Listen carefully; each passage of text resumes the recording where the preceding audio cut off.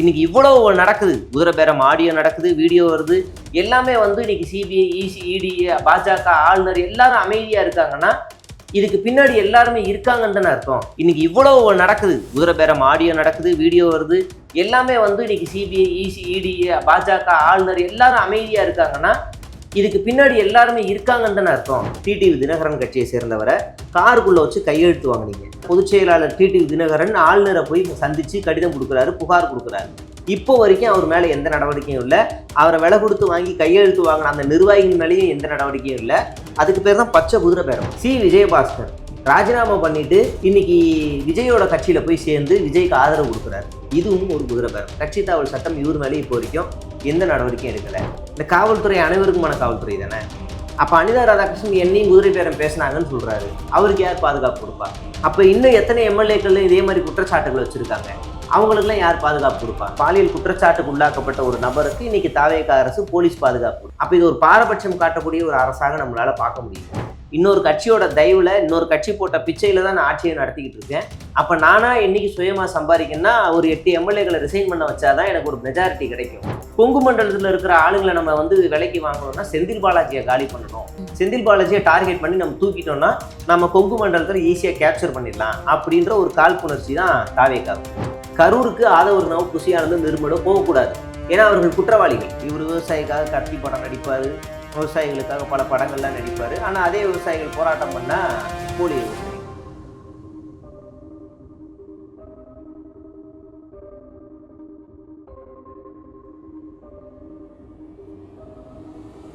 தமிழர் கழக நேயர்களுக்கு வணக்கம். இன்னைக்கு நம்ம கூட பத்திரிகையாளர் ஜெயக்குமார் அவர்கள் இணைந்திருக்கிறார். வணக்கம் சார். வணக்கம் சார். இப்போ என்னன்னா குதிரை பேரம் அப்படின்றது தமிழ்நாட்டில் ரொம்ப சர்ச்சையான ஒரு இதாக போய்கிட்டு இருக்கு. இதுல உங்களோட பார்வை என்ன சார்? ஃபர்ஸ்ட் அந்த வைகுண்டமா அந்த எம்எல்ஏ அவருக்கு போலீஸ் பாதுகாப்பு கொடுத்துருக்காங்க. நல்ல விஷயம். பாதுகாப்புலாம் கொடுத்துருக்கீங்க. அவராக கம்ப்ளைண்ட் கொடுத்தாரு, அதனால ஓகே. இப்போ அவர் மேலே ஒரு பெண் ஒரு கம்ப்ளைண்ட் கொடுத்தாங்க. லாட்ரி சீட்டு பிரச்சனையில் நான் வேலை வாங்கி தரேன்னு சொல்லி கூட்டு பாலியல் வன்கொடுமை செய்த 2 தாவேகா நிர்வாகிகள் கைது. அந்த 2 தாவேகா நிர்வாகிகளும் அந்த பெண்ணை அழைத்து போன காரணம் என்னன்னா, எம்எல்ஏ தான் உன்னை கூட்டு வர சொன்னாருன்னு சொல்லி போனாங்க. அந்த எம்எல்ஏ தான் இவர். பாலியல் குற்றச்சாட்டுக்கு உள்ளாக்கப்பட்ட ஒரு நபருக்கு இன்னைக்கு தாவேகா அரசு போலீஸ் பாதுகாப்பு. அவரெல்லாம் ஒரு ஆளை அவர் சொன்னோடனே அவர் உண்மையை தான் பேசக்கூடிய ஒரு உத்தமன் அப்படின்னு. அப்போ அதே கட்சியை சேர்ந்த பெண் நிர்வாகி பல வருஷமா விஜய்க்காக போராடிய, கொடி தூக்கின, கட் அவுட் வச்ச, பால் ஊத்துன ஒரு பெண் ரசிகை. அவங்க கூட்டு பாலியல் வன்கொடுமை செய்யப்பட்டிருக்காங்க. இன்னைக்கு நடுத்தெருவில் நிற்கிறாங்க. விஜயை நம்பி நடுத்தெருவில் நிற்கிறாங்க. இந்த நபருக்கு குதிரை பேரம் நடந்தா இவர் 50 கோடி கொடுத்து கேட்டாங்களாம். அதனால இவருக்கு போலீஸ் பாதுகாப்பான். நல்ல விஷயம். இப்போ நீங்கள் இவ்வளவு முனைப்போட இவர் மேலே நடத்திருக்கீங்கல்ல. இப்போ இவர் ஏதோ ஒரு ஆதாரம்னு சொல்லி ஆடியோவும் ஃபோட்டோ வெளியிட்டார். ஓகே. இப்போ நாங்கள் என்ன கேட்குறோன்னா, தமிழ்நாடே பார்த்துச்சு ஒரு வீடியோவை. காமராஜர்னு ஒரு எம்எல்ஏவை டிடிவி தினகரன் கட்சியை சேர்ந்தவரை காருக்குள்ளே வச்சு கையெழுத்து வாங்கினீங்க. அதே கட்சியை சேர்ந்த பொதுச் செயலாளர் டிடிவி தினகரன் ஆளுநரை போய் சந்திச்சு கடிதம் கொடுக்குறாரு, புகார் கொடுக்குறாரு. இப்போ வரைக்கும் அவர் மேலே எந்த நடவடிக்கையும் இல்லை. அவரை விலை கொடுத்து வாங்கி கையெழுத்து வாங்கின அந்த நிர்வாகிகள் மேலேயும் எந்த நடவடிக்கையும் இல்லை. அதுக்கு பேர் தான் பச்சை குதிரை பேரம். அதுக்கு பேர் பச்சை குதிரை பேரம். சட்டமன்றத்தில் அவர் அப்படியே விஜய்க்கு ஆதரவாக கொடுக்குறாரு கட்சியை மீறி. அப்போ அவர் மேலே கட்சி தாவல் சட்டம் வரணும். அதே மாதிரி இது ஒரு சம்பவம். இதுக்கு எந்த நடவடிக்கையும் எடுக்கல.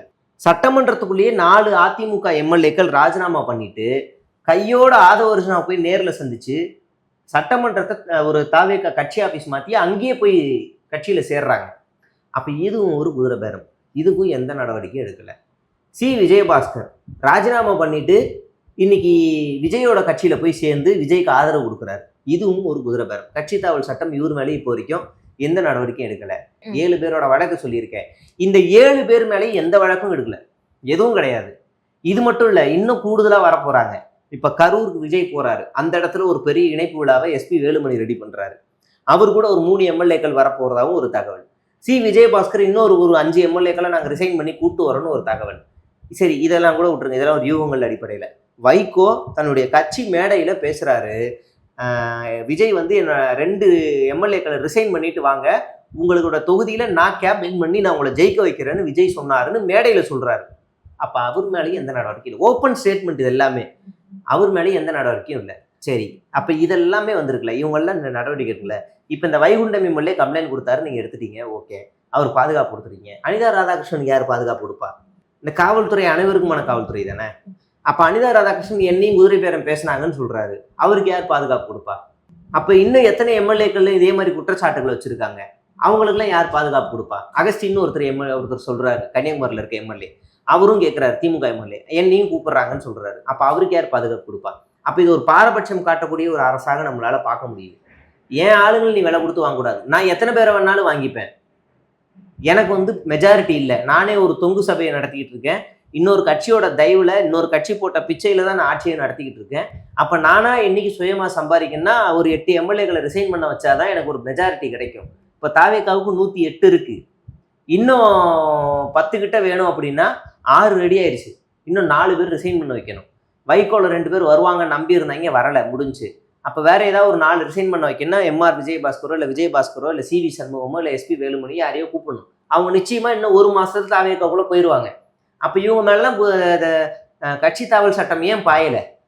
டிடிவி தினகரன்ட்ட 18 எம்எல்ஏக்கள் இருந்தாங்க, அவங்க மேல கட்சி தாவல் சட்டம் பாஞ்சு அவங்களுடைய எம்எல்ஏக்கள் பதவி தகுதி நீக்கம் செய்யப்பட்டுச்சு. அதே மாதிரி முனைப்பு ஏன் இங்கே வரல? அப்ப இது என்ன கான்செப்ட்? இது பேர் ஜனநாயகமா? இது வந்து அரசியல் டிசாஸ்டர், அரசியல் பேரழிவை நோக்கி இந்த தமிழ்நாடு போய்கிட்டு இருக்கு. இதை இப்போ வரைக்கும் பாஜக கண்டுக்காம கேள்வி கேட்காம இருக்குன்னா 2 பேருக்குள்ள ஒரு கூட்டு சதி இருக்குன்னு அர்த்தம். இனி இதுவே திமுக ஆட்சியில இப்படி நடந்துருந்துச்சுன்னா, ஒரே ஒரு எம்எல்ஏ ரிசைன் பண்ணி வந்திருந்தாங்கன்னா, இங்க இருக்கிற சிபிஐயோ சிபிஐ இல்லை எல்லா அமைப்புகளுமே, இடியோ இல்லை பாஜகவோ இல்லை ஆளுநரோ எப்படி பொங்கியிருப்பாங்கன்னு நமக்கு தெரியும். வெறும் ஸ்கிரீன்ஷாட், வாட்ஸ்அப் ஸ்கிரீன்ஷாட்டை வச்சு, வெறும் 30 செகண்ட் ஆடியோ வச்சு சிபிஐ எவ்வளோ பெரிய அலுசாட்டியம் பண்ணுச்சுன்னு தெரியும். இன்னைக்கு இவ்வளோ நடக்குது, குதிரை பேரம் ஆடியோ நடக்குது, வீடியோ வருது, எல்லாமே வந்து இன்னைக்கு சிபிஐ, இசி, இடி, பாஜக, ஆளுநர் எல்லாரும் அமைதியா இருக்காங்கன்னா இதுக்கு பின்னாடி எல்லாருமே இருக்காங்கன்னு தானே அர்த்தம். எல்லாருமே இருந்தானே வேலை செய்யறாங்கன்னு அர்த்தம். இப்ப அதனாலதான் இவங்களுக்கு என்ன பிரச்சனை, இடைத்தேர்தலில் கொங்கு மண்டலத்துல நமக்கு 4 எம்எல்ஏக்கள் ரிசைன் பண்ணியிருக்காங்க. கொங்கு மண்டலத்துல இருக்கிற ஆளுங்களை நம்ம வந்து விலைக்கு வாங்கணும்னா செந்தில் பாலாஜியை காலி பண்ணணும். செந்தில் பாலாஜியை வந்து இப்ப தேட ஆரம்பிச்சிருக்காங்க. செந்தில் பாலாஜியை டார்கெட் பண்ணி நம்ம தூக்கிட்டோம்னா நம்ம கொங்கு மண்டலத்தில் ஈஸியா கேப்சர் பண்ணிடலாம் அப்படின்ற ஒரு காழ்ப்புணர்ச்சி தான் தாவேகாவுக்கு. ஏன் செந்தில் பாலாஜியை தூக்கணும் அப்படின்னா, 2024 நாடாளுமன்ற தேர்தலில் கொங்கு மண்டலத்துல அண்ணாமலை நிற்கிறார் கோயம்புத்தூர்ல. அப்ப அண்ணாமலை அங்க ஜெயிக்கணும்னா செந்தில் பாலாஜி அங்க இருக்கக்கூடாது. செந்தில் பாலாஜி அங்க இருந்தா அண்ணாமலைக்கு தடையா இருப்பார். அப்ப செந்தில் பாலாஜியை தூக்கி சிறையில வைக்கிறாங்க. சிறையில வச்சு அந்த தேர்தல் நடந்து முடிக்கிற வரைக்கும் அவர் சிறையில தான் இருந்தார். ஆனா அவர் என்ன பண்ணாருன்னா, உள்ள இருந்தே நேமை டிக் பண்ணி இவரை நிப்பாட்டுங்க, இவர் கட்சிக்கு நல்லா வேலை செய்வார், இவர் ஜெயிப்பாரு, உள்ள இருந்தே அவர் வந்து சொல்லி ஆளுங்களை வச்சு வேலை வாங்கி அண்ணாமலையை தோக்கடிக்கிறார். ஆக மொத்தத்துல இப்ப இந்த வாட்டி செந்தில் பாலாஜி இந்த இடைத்தேர்தலுக்குள்ள எப்படியாவது சிறையில வச்சிட்டோம்னா, இடைத்தேர்தல் முடிச்சதுக்கு அப்புறமா கூட அவங்க ஏதாவது பெயில் மூவ் பண்ணி வெளியே வந்துக்கிட்டோம் அப்படின்னு ஒரு டார்கெட் பண்ணி செந்தில் பாலாஜியை உள்ள தூக்குறதுக்கான எல்லா வேலையும் பண்ணிட்டு இருக்காங்க. இதுதான் நடந்துட்டு இருக்க ஒரு குதிரை பேரமா நம்மளால பார்க்க முடியுது. சார், இப்போ வந்து கரூர் சம்பவம் பத்தி வந்து இந்த எம்எல்ஏக்கெல்லாம் வந்து இணைந்த ஒரு பொதுக்கூட்டத்துல வந்து ஆதவர்ஜுனா வந்து பேசியிருக்காரு. என்ன அப்படின்னா, உங்களோட மகனுக்காக வந்து இப்படி ஒரு துயர சம்பவத்தை பண்ணிருக்கீங்க எம்.கே. ஸ்டாலின் அவர்களே அப்படின்னு சொல்லிட்டு இவர் ரொம்ப சர்ச்சையா பேசியிருக்காங்க. இதுக்காக வந்து மனு தாக்கலும் வந்து பண்ணாங்க. மனு தாக்கல் பண்ணதையும் வந்து உச்சநீதிமன்றம் வந்து நிராகரிச்சிருச்சு அப்படின்னு சொல்லிட்டு ஒரு இஷ்யூ போய்கிட்டு இருக்கு. இதை பத்தி நீங்க என்ன நினைக்கிறீங்க? ஆதவர்ஜுனா மேல போட்ட கேஸ் இன்னும் இருக்கு, அந்த கேஸ் இன்னும் வரல. கரூருக்கு வந்து இவங்க போகக்கூடாது, விக்டிம்ஸை சாட்சியை கலைக்க வாய்ப்பு இருக்குன்னு சொல்றாங்க. அந்த கேஸும் தனியா இருக்கு, அந்த கேஸும் இன்னும் வரல. வழக்கு நிலுவையில் இருக்கும்போது அந்த வழக்கை பத்தி டிஸ்ட்ராக்ட் பண்ற மாதிரி சம்பந்தப்பட்ட குற்றவாளிகள் பேசக்கூடாது. ஆதவர்ஜுனா இந்த வழக்குல ஒரு குற்றவாளி. விஜயும் 2 முறை சிபிஐ விசாரணைக்கு போயிட்டு வந்திருக்காரு. அவர் இன்னும் குற்றம் சாட்டப்படலை, ஆனா அவர் போயிட்டு வந்திருக்காரு. அப்படின்னா சிபிஐ என்ன பண்ணணும்? எப்படி செந்தில் பாலாஜி வழக்குல வந்து இவர் அதிகாரத்துல இருக்காரு, இவர் சாட்சியங்களை கலைக்கக்கூடும், அதனால இவருடைய அதிகாரங்களை பறிக்கணும் அப்படின்னு வந்து உச்சநீதிமன்றத்துல போய் ஃபைல் பண்ணி செந்தில் பாலாஜியோட அமைச்சர் மற்றும் எம்எல்ஏ பதவியில ராஜினாமா செய்ய வச்சு அவங்களோட பதவியை பறிச்சாங்களோ, அதே மாதிரி இங்கேயும் ஆதவர்ஜுனாவோட பறிக்கணும். கரூருக்கு ஆதவர்ஜுனாவும் குஷியானந்தும் நிர்மலோ போகக்கூடாது. ஏன்னா அவர்கள் குற்றவாளிகள் விக்டிம்ஸை போயிட்டு பார்க்கறதே முதல்ல தவறு. 2வது 41 பேருக்கு அரசு வேலை கொடுக்கக்கூடாது, அது ஒரு வகையான லஞ்சம், அது கொடுக்கக்கூடாது. அது எப்படி இந்த சிபிஐ வேடிக்கை பார்க்குறதுன்னு ஆச்சரியமா இருக்கு. அப்ப அடுத்தடுத்து இவங்க பண்றதெல்லாம் பார்த்தா பாஜகவோட கூட்டு சதியோடவே சேர்ந்தே நடக்குது. இன்னைக்கு கரூர் போறதுக்கு மனு தாக்கல் செய்யறாங்க, நீதிமன்றம் அதை மறுக்குது, அதை விசாரிக்க மறுக்குது, தள்ளுபடி செய்யுது. உடனே அங்கே ஏற்பாடுகள்லாம் வேகமாக நடக்குது. இதெல்லாம் பார்க்கும்போது நமக்கு ஆச்சரியமா இருக்கு. அதே மாதிரி மகாபலிபுரத்தில் தேர்தலுக்கு முன்னாடி விக்டிம்ஸ் எல்லாரையும் உள்ளே கூப்பிட்டு வச்சு விஜய் அழுது காலில் விழுந்தாருன்னு சொல்லி எல்லா ஊடகங்களும் வருது. அதுவே முதல்ல எமோஷனல் பிளாக்மெயில், அப்படி முதல்ல பண்ணவே கூடாது. அப்போ அதுக்கே சிபிஐ வந்து உள்ளே நுழைஞ்சிருக்கணும். எப்படி நீங்கள் விக்டிம்ஸ் எங்களோட அனுமதி இல்லாமல் பார்ப்பீங்க, உங்கள் கட்சி ஆளுங்க எப்படி வந்து விக்டிம்ஸை ரூம்குள்ளே அடைச்சி வச்சு பார்ப்பீங்கன்னு சிபிஐ முன்னாடி வந்திருக்கணும். அப்பயும் வரல. இப்போ கரூருக்கு போகிறாங்க, அரசு வேலை கொடுக்க போகிறாங்க, இப்பயும் சிபிஐ வரல. அப்போ எதுக்கு இந்த சிபிஐ? அப்போ இவங்க எல்லாரும் ஒன்றுங்கிறதுக்குள்ளே நம்ம வந்துடலாமா? நீங்கள் எப்படி 41 பேருக்கு எப்படி நீங்கள் அரசு வேலை கொடுப்பீங்க? எந்த முகாந்திரத்தில் கொடுக்குறீங்க? ஆல்ரெடி தமிழக அரசாங்கம் அப்போதைய அரசாங்கம் 10 லட்சம் கொடுத்துச்சு, நீங்கள் 20 லட்சம் கொடுத்துருக்கீங்க. இதை தாண்டி அரசு வேலை கொடுக்க வேண்டிய நோக்கம் என்னன்னா கரூரில் இடைத்தேர்தல், திருச்சியில் இடைத்தேர்தல். அதனால திருச்சிக்கு போயிட்டு வந்து பேசிட்டு வந்துட்டாரு. அதுக்கப்புறம் விஜய் எங்கேயும் பேசவே கிடையாது. இப்போ கரூரில் இடைத்தேர்தல், அதனால போவார். அப்போ பெரம்பூர் மக்கள் லூசு, இழிச்சவன்.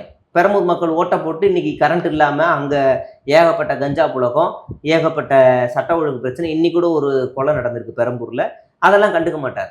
அப்போ நீங்கள் இதை பார்த்தாலே நமக்கு என்ன தெரியும்னா, ஒரு காழ்ப்புணர்ச்சியோட ஒரு அரசியல் ஆதாயத்தோட தான் இந்த அரசு இயங்குது. அவங்களுக்கு உண்மையிலேயே அக்கறை இதெல்லாம் இருந்துச்சுன்னா மதுரையில் செத்தவங்களுக்கும் அரசு வேலை கொடுக்கணும், விக்கிரவாண்டி மாநாட்டில் செத்தவங்களுக்கும் அரசு வேலை கொடுக்கணும். இங்கே உங்களுக்கு இந்த பையன் பைக் ஆக்சிடென்ட்ல செத்தானே, கடைசி வரைக்கும் நிதி உதவியே கொடுக்கல அந்த அரசாங்கம், தாவேக்கா. அந்த பையன் வந்து விஜயை பார்க்கறதுக்காக ஓடி வந்து அவன் வந்து வண்டியில் மோதி செத்தான். எலும்பெல்லாம் நொறுங்கி கோமா ஸ்டேஜுக்கு போய் அவ்வளோ லட்சங்கள் செலவு பண்ணியும் அவங்க அப்பா பால் போடுறாரு வீடு வீடா, அவ்வளோ செலவு பண்ணி செத்து போயிட்டான். அப்போதைய திமுக அரசாங்கம் தான் வந்து அவனுக்கு நிதி உதவியே கொடுத்துச்சு. இவங்க அப்படி ஈவரக்கம் இல்லாமல் போனவர் தான் விஜய். அன்றைக்கி அவனுக்கு வந்து எதுவும் கிடையாது. அதே போல் சேலத்தில் ஹீட் ஸ்ட்ரோக்கில் இறந்தவன் அந்த பையனோட அந்த ஆளோட வீட்டுக்கு கூட யாரும் போகலை, குஷியானதை யாரும் போகலை, அவங்களுக்கு எந்த உதவியும் செய்யலை. நாங்கள் தான் ஏற்கனவே சொல்லிட்டோம்ல, ஹீட் ஸ்ட்ரோக் இருக்கவங்களாம் உடல்நிலை சரியில்லாதவங்களாம் வரக்கூடாதுன்னு சொல்லிட்டு ஈஸியாக எஸ்கேப் ஆயிட்டாங்க. இப்போ அந்த குடும்பம் நற்கதியாக நிற்கிது விஜயை பார்க்க போனதுக்காக. அப்போ இவங்களுக்கும் சேர்த்து செய்யணும்ல. உண்மையிலேயே நல்ல எண்ணம், என் மனசில் ஈரம் இருக்குது அப்படின்னா இதெல்லாம் செய்யணும்ல, செய்யலை. அப்போ இங்கே மட்டும் செய்கிற காரணம் இதுதான், வேறு எதுவும் கிடையாது. சரி, இப்போ வந்து என்னன்னா, நாங்கள் அரசியலுக்கு வந்த உடனே வந்து விவசாய கடன் வந்து தள்ளுபடி பண்ணுவோம் கூட்டுறவு வங்கியில் இருக்கிறது அப்படின்னு சொல்லியிருந்தாங்க. அதாவது 5 ஏக்கருக்கு கம்மியாக இருக்கிறவங்களுக்கு எல்லா தள்ளுபடியும் பண்ணிடுவோம், ஃபுல்லாக தள்ளுபடி பண்ணிடுவோம். 5 ஏக்கருக்கு அதிகமாக இருக்கிறவங்களுக்கு 50% வந்து தள்ளுபடி பண்ணுவோம்னு சொன்னாங்க. இப்போ வரைக்கும் வந்து எந்த தள்ளுபடியும் வந்து பண்ணலை. அதுக்காக விவசாயிகள் எல்லாருமே வந்து சாலை மறியல் வந்து பண்ணிட்டு இருக்காங்க. இதை பற்றி என்ன நினைக்கிறீங்க சார்? அவங்க இன்னொன்று ஸ்டேட்மெண்ட் என்ன சொல்கிறாங்கன்னா, நாங்கள் வந்து பரிசீலனை செய்யப்படும்னு தான் நாங்கள் வந்து எங்களோட தேர்தல் வாக்குறுதியை சொன்னோம், படிப்படியாக தான் நாங்கள் குறைப்போம் அப்படின்னு சொல்கிறாங்க. அவங்க குறைச்சது என்னென்னா 1 மாதம் இஎம்ஐயை. நீ 1 மாதம் இஎம்ஐயை குறைக்காமலே இருக்கலாமே, அதை நாங்களே கட்டிக்கிட்டு போயிடுவோமே. எங்களுக்கு 1 மாதம் இஎம்ஐன்றது பெரிய சுமை கிடையாது, எங்களோட ஒட்டுமொத்த லோன் தான் எங்களோட பெரிய சுமை. அதுக்கு வந்து ஆர்பிஐ தான் காரணம்னு அங்கே இருக்க நிதியமைச்சர் சொல்கிறாரு. ஆர்பிஐ என்ன சொல்லியிருக்கு அப்படின்னா, ஆர்பிஐ வந்து பெரிய ரூல்ஸ் போட்டுருச்சு, அதான் வந்து கட்டக்கூடாதுன்னு இவர் சொல்கிறாரு. ஆர்பிஐ என்ன சொல்லியிருக்குன்னா, நீ விவசாய கடனை தள்ளுபடி பண்ணாத, அது எனக்கு பிரச்சனையே கிடையாது, முழுமையாக கூட தள்ளுபடி பண்ணு. இப்போ நீங்கள் ஒரு விவசாயி, அவரோட விவசாயி, நீங்கள் 2 பேரும் 1 லட்சம் கடன் வாங்கியிருக்கீங்க அப்படின்னா, நான் தான் ஆர்பிஐ அப்படின்னா, நீங்கள் எந்த கூட்டுறவு வங்கியில் வாங்கியிருக்கீங்களோ அந்த கூட்டுறவு வங்கியில் குறைந்தபட்சம் 60 நாள் இல்லை 3 மாதம் குறிப்பிட்ட கால அவகாசத்துக்குள்ள முழு தொகையும் இந்த அரசாங்கம் முழுமையாக செலுத்திடணும், பேங்க்கில் செலுத்திடணும். நீங்கள் பெண்டிங் வைக்கக்கூடாது, அந்த கடனை வந்து பேங்க் தள்ளுபடி பண்ணிடும் அப்படின்னு சொல்லுது. அவ்வளோதான். இது அரசாங்கத்தால் பண்ண முடியும், ரொம்ப சாதாரணமான விஷயம்தான். இவங்களால பண்ண முடியாத இதே தேர்தல் மேற்கு வங்கத்தில் 36,000 கோடி சம்திங் அவங்க வந்து அதை விவசாய கடனை தள்ளுபடி செஞ்சுருக்காங்க. இங்கே ஏன் பண்ண முடியல? கடந்த திமுக ஆட்சியில் எத்தனை முறை விவசாயிகளுடைய கடன் தள்ளுபடி செய்யப்பட்டதுன்னு நமக்கு தெரியும். அப்போ இந்த அரசாங்கம் இவ்வளோ சொற்ப எண்ணிக்கையில் மட்டும்தான் நாங்கள், அதுவும் 2 மாதமா, போன மாதம் ஒன்று, இப்போ அதுக்கு முன்னாடி மாதம் ஒன்றுன்னு 2 தடவை மட்டும் பண்ணியிருக்கீங்க. இன்றைக்கி விவசாயிகள் அதை எதிர்த்து போராட்டம் பண்ணால் பாஜக ஸ்டைல் தான். எப்படி 1 வருஷம் விவசாயிகள் டெல்லியில் போராட்டம் நடத்தும் போது இவங்களாம் என்ன சொன்னாங்கன்னா, வந்திருக்க எல்லா விவசாயிகளும் போலி விவசாயிகளும் முத்திர குத்துனாங்க, இங்கே இருக்கிற நடிகர்களை வச்சுலாம் பேசினாங்க. அதே தான் விஜயும் செய்கிறாரு. அப்போ இது வந்து இந்த விவசாயிகளை ஏமாற்றி அவமானப்படுத்துகிற, அசிங்கப்படுத்துகிற செயல் தான். பாஜக வந்து அன்னைக்கு விவசாயிகளை வந்து இவங்க எல்லாரும் போலி விவசாயிகள் முத்திர குத்துச்சோ, அதே மாதிரி தான் இப்பயும் இந்த விவசாயிகள் எல்லாம் போலி விவசாயிகள், தூண்டுதலின் பேரில் சில விவசாயிகள் தான் போராட்டம் நடத்துகிறாங்கன்னு சொல்லி விவசாயிகளை கொச்சப்படுத்துறது. இவர் விவசாயிக்காக கத்தி படம் நடிப்பார், விவசாயிகளுக்காக பல படங்கள்லாம் நடிப்பார். ஆனால் அதே விவசாயிகள் போராட்டம் பண்ணால் போலி விவசாயிகள்.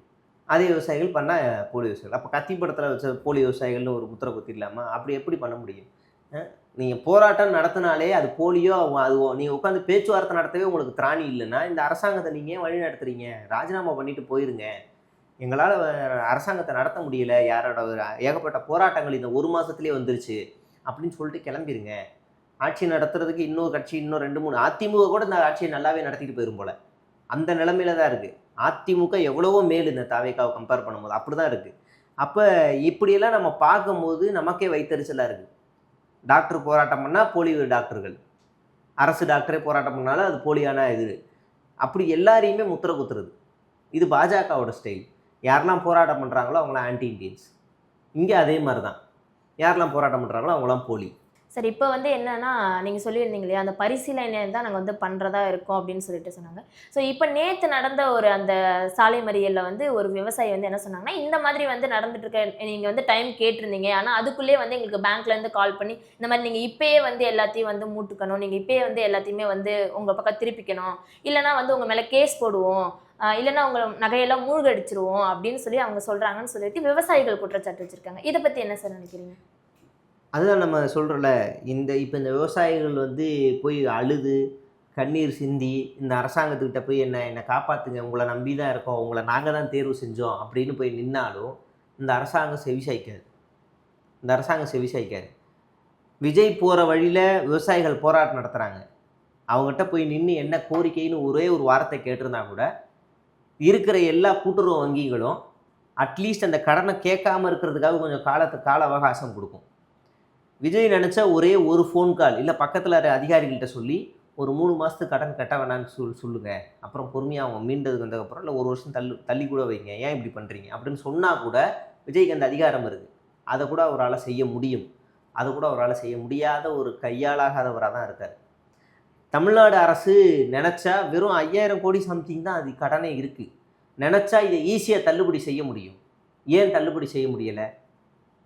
ஏன் விவசாயிகளுடைய கடன் தள்ளுபடி செய்ய முடியல? இன்னும் கொஞ்ச நாள் நமக்கு எல்லா விலைவாசியும் ஏறப்போகுது. கேட்டால் கஜானா காலியாக இருக்குங்கிறாங்க. எந்த துறையிலையுமே வந்து இவங்களால சரியாக காலூன்றவே முடியலை. அது ஈபி ஆகட்டும், மருத்துவம் ஆகட்டும், ஈவன் ஸ்கூல் பள்ளி கல்வியில் கூட இன்றைக்கி 50% நோட்டு புத்தகங்கள் இன்றைக்கி போய் சேரலன்னு இன்றைக்கி தலைப்பு செய்தியில் வருது. அப்போ எதுவுமே இவங்களால் சரி செய்யவே முடியலை. அதில் குறிப்பாக விவசாயிகள் வந்து இவங்க கடந்த கால ஆட்சியில் வந்து பயிர்க்கடன்லாம் சேதமடையுதுன்னு அறிக்கை வெளியிட்டவர் இன்றைக்கி இந்த ஆட்சியில் எரிஞ்சு நாசமாகுது, இல்லைனா மழையில் நாசமாகுது. அந்த லட்சணத்தில் இவங்க ஆட்சி நடத்திட்டு இருக்காங்க. இந்த அரசாங்கம் முழுக்க, தாவேகா அரசாங்கம், விஜய் அரசாங்கம் முழுக்க விவசாயிகள் கடைசி வரைக்கும் போராடிக்கிட்டே இருக்கணுன்றதான் தலையெழுத்துனா போராடிக்கிட்டே தான் இருக்க வேண்டிய நிலை உருவாயிருக்கு.